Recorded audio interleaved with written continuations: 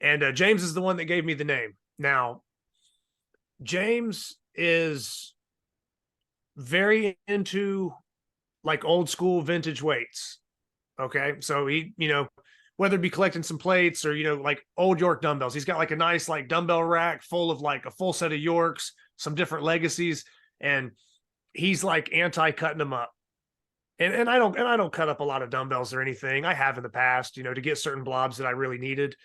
Um, but I don't just run around and cut them up and resell them for stupid prices like you see people do. Um, but yeah, I was talking with James and we were just making jokes because James is like anti blob or anti cutting up vintage weights. So, James has some blobs at his place and they're there, but they were already pre-cut or whatever. So James just doesn't like, there's only so many of these vintage dumbbells out there that York produced. So when people start sawing them in half and splitting them up for money, it, there's just less and less of them. So they kind of become more scarce and it kind of messes up, I guess, the history in some aspect. But so me and James would always joke about like, I'm like team blob basically. So I'm all about chasing the blobs, lifting the blobs, double blob lift, whatever. And so me and James would just always kind of give each other shit back and forth, joking about it. Cause I'd always tell him I'm going to cut up his dumbbells, or he might post a video where he would be like just doing like dumbbell press.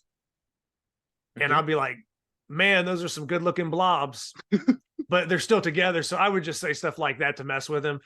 And then, he'd always give pushback. So that's how it started. And I was making a joke saying that like, it would be funny if we had like a zombie movie or something where it was like people that were like really into blobs, like me or Jed Johnson or something. And we were like after these vintage weights people's dumbbells and like, we're going to like saw your dumbbells up.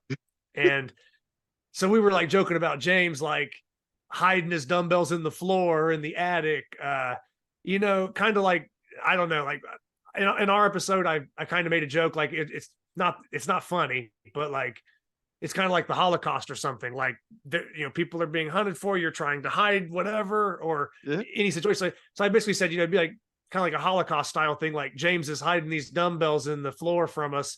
And we're just like these zombies that are just like hunting him down, trying to, get his vintage dumbbells and chop them up.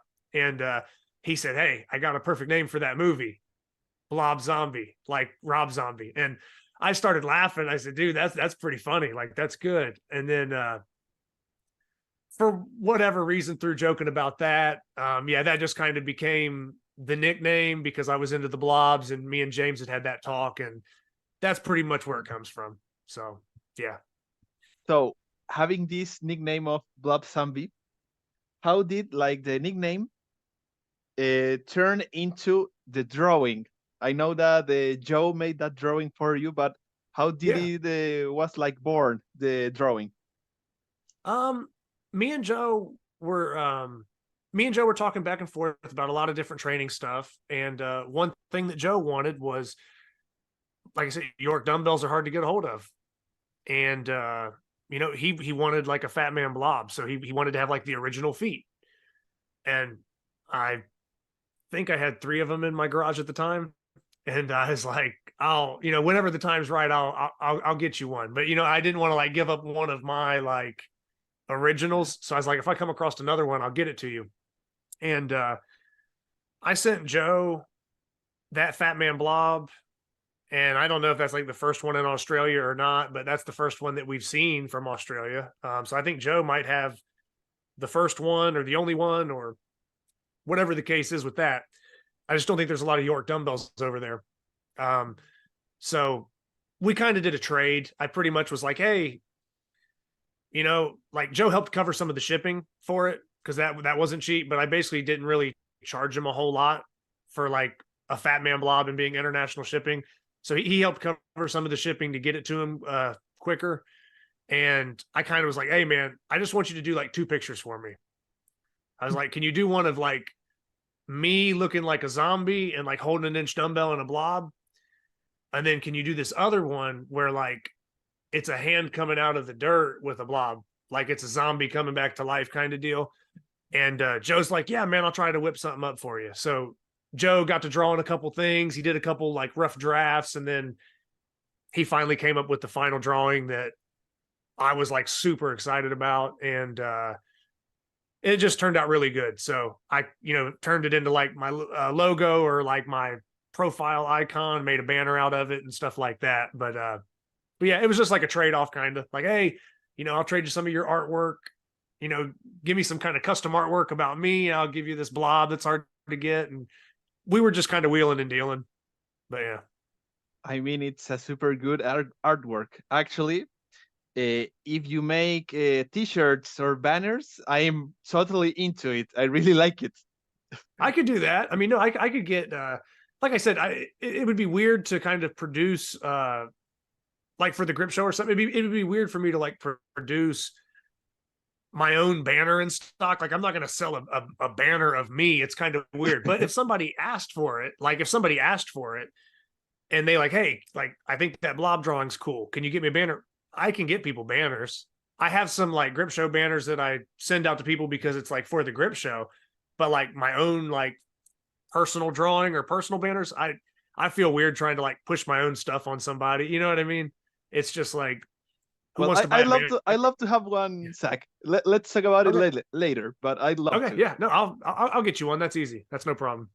Yeah. Well, and I also wanted to know. I noticed that you and Joe are like super good internet friends. How did you guys met? On how did you find out about Joe? Because Joe is kind of like a recent addition to the group community. I have been into Grip and Instagram and stuff like since 2018, and I didn't knew it back then. Like I knew about him Yeah. like, maybe in 2020, something like that. How Mhm. was it for you? Yeah, I think Joe probably got into posting or into the sport, so to speak, probably about a year or two before me, maybe about a year and a half before me. So Joe wasn't like much before me kind of finding out about the sport, but he had already done some more competitions and was pulling bigger lifts and was more established. And I think it's because I was getting ready for one of the King Kongs or my first King Kong, and the grab ball was contested. And Yes. I was pulling like, there's different ways you can hold that thing too. You know what I mean? That's one implement that like you can grab it here. You can kind of like pinch it a different way. Like you can get some weird grips on the grab ball. So um I was pulling really bad numbers. Like I had decent numbers on other lifts. My numbers were really bad. I was pulling like below average in my opinion. And I'm like, okay, who are the best guys at this thing? So I pretty much just went to like the previous year's King Kong results, went to the top of the list, and it was like Arto Gironin, Joe Hodgson.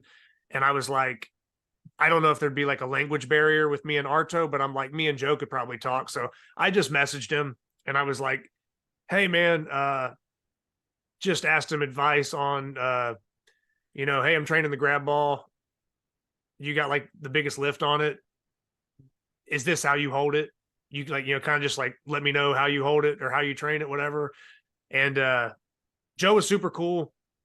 Just instantly kind of hit me back and confirmed, like, yeah, what you showed in that video, Zach, that's how I hold it. This is what I do, blah, blah, blah. And from there, he just kind of started giving me some training advice, with that. And that's, like I said, it started over the grab ball. I wasn't good at it, and I just went to the best guy at it. And he was willing to give me advice. And then we kind of just stayed in touch on different training topics since then.